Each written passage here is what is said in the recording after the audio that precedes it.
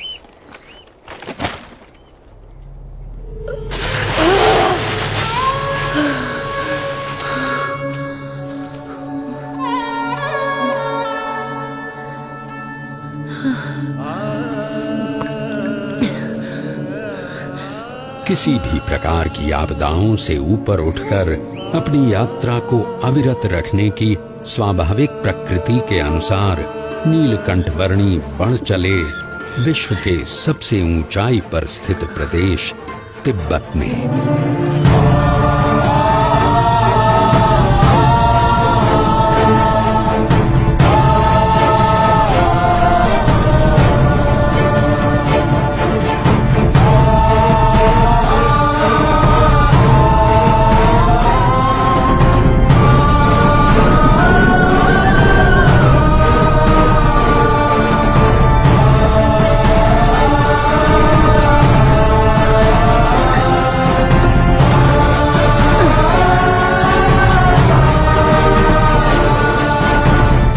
मानो कोई भी विपत्ति ऐसी बनी ही नहीं थी जो नीलकंठवर्णी के सदा आगे बढ़ रहे चरणों को रोकने में समर्थ हो।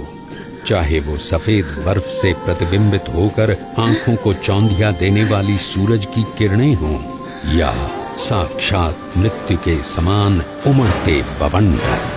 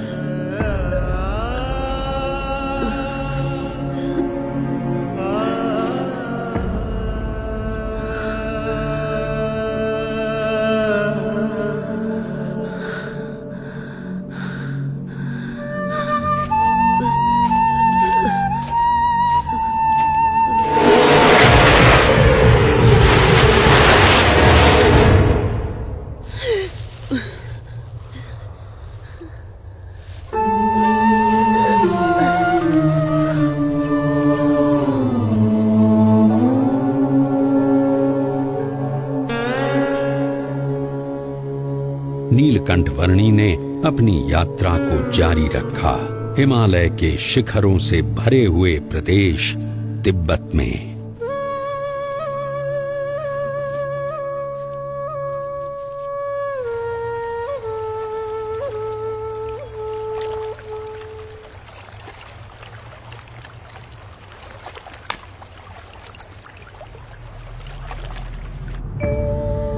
हिमालय के उत्तुंग बर्फीले पर्वतों का विश्व तिब्बत, जिसकी औसतन ऊंचाई 16,000 फीट है और जो विश्व की छत कहलाता है, वहां शीत ऋतु में 0 से नीचे 40 अंश तक के तापमान में नीलकंठवर्णी अकेले मानसरोवर की ओर बढ़ रहे थे।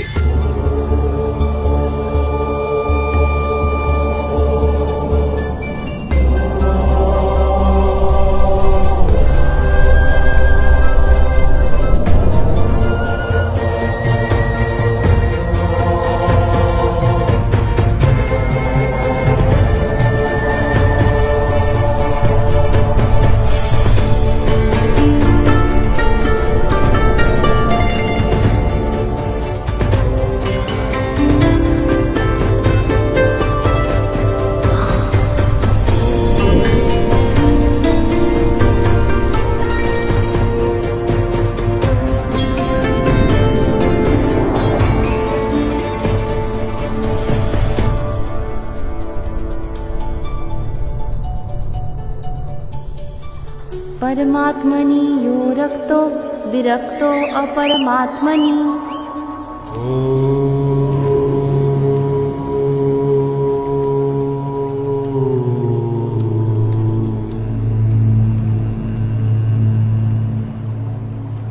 ज्योतिर्मठ से मानसरोवर की यात्रा शुरू करने के लगभग 4 महीनों के समय में नीलकंठ वर्णी आ पहुंचे कैलाश पर्वत के निकट स्थित क्षेत्र में।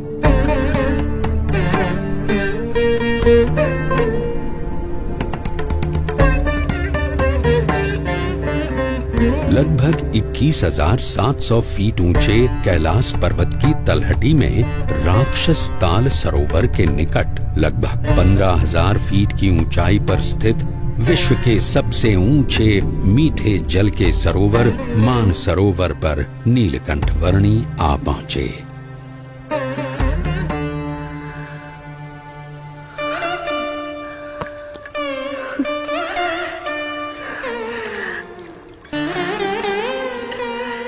मानस क्षेत्र की प्राण घातक शीत ऋतु में नीलकंठ वर्णी ने संकल्प किया लगभग 320 वर्ग किलोमीटर में फैले हुए मानसरोवर की लगभग 88 किलोमीटर लंबी परिक्रमा करने का।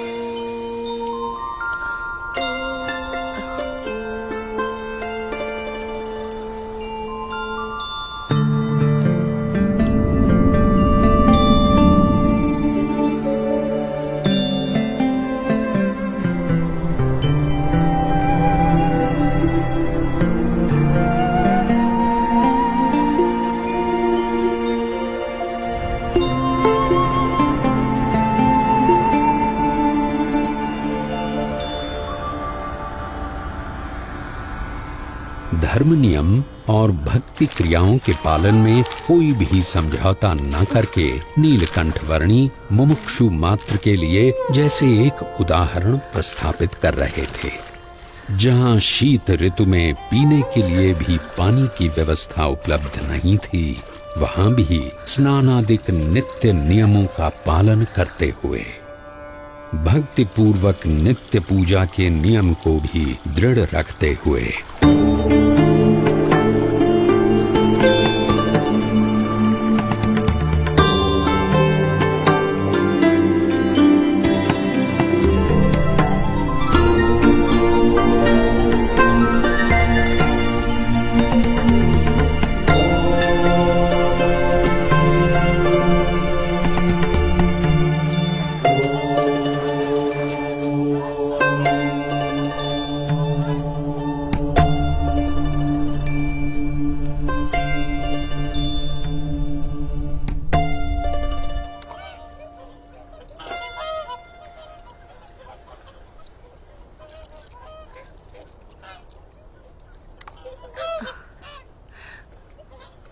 इस जन्म में आप सब हंस हैं और अगले जन्म में आप मेरे परम हंस बनेंगे।